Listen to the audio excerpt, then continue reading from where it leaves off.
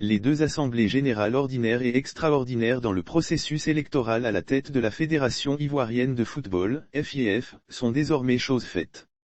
Si le vendredi 25 février les choses se sont vite déroulées à l'Assemblée générale ordinaire consacrée à l'approbation des comptes, l'Assemblée générale extraordinaire consacrée à l'adoption des statuts et codes électoraux était tout le contraire. C'est à 1h30 que les textes ont finalement été approuvés à l'unanimité.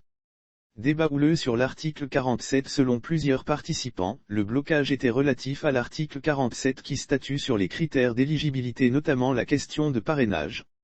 Chacun des trois clans avait sa position sur la question du parrainage. D'un côté un clan proposait 4 parrainages maximum, d'un autre côté, l'autre proposait 6 parrainages et le troisième lui proposait le maintien de l'ancien parrainage. C'est à ce niveau que les membres statutaires ont longuement débattu. Alors que la Fédération internationale de football association, FIFA, avait préconisé de mettre le parrainage à 4 afin de permettre à chacun d'être candidat, l'Assemblée a décidé de mettre le parrainage à 8. Mariam Diao Gabala satisfaite. La tenue des deux assemblées générales sont une victoire pour le comité de normalisation dirigé par Mariam Diao Gabala. Elle s'est dit satisfaite pour cette réussite des assemblées générales.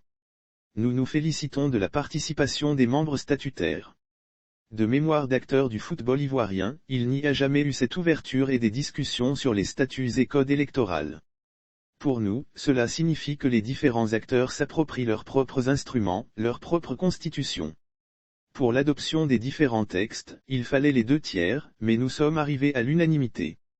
Cela veut dire que le processus qui a été engagé est un processus qui a finalement payé, a déclaré la dirigeante actuelle du Sport Roi.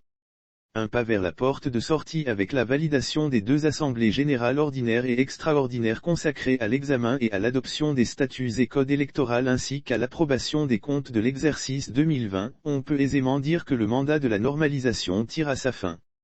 La présidente du comité de normalisation de la Fédération ivoirienne de football, Mariam Diao Gabala, s'est dit satisfaite parce que les travaux avancent. Il faut rappeler que lors des deux assemblées générales ordinaires et extraordinaires, la date de l'assemblée générale élective a été fixée au 23 mars à Yamoussoukro.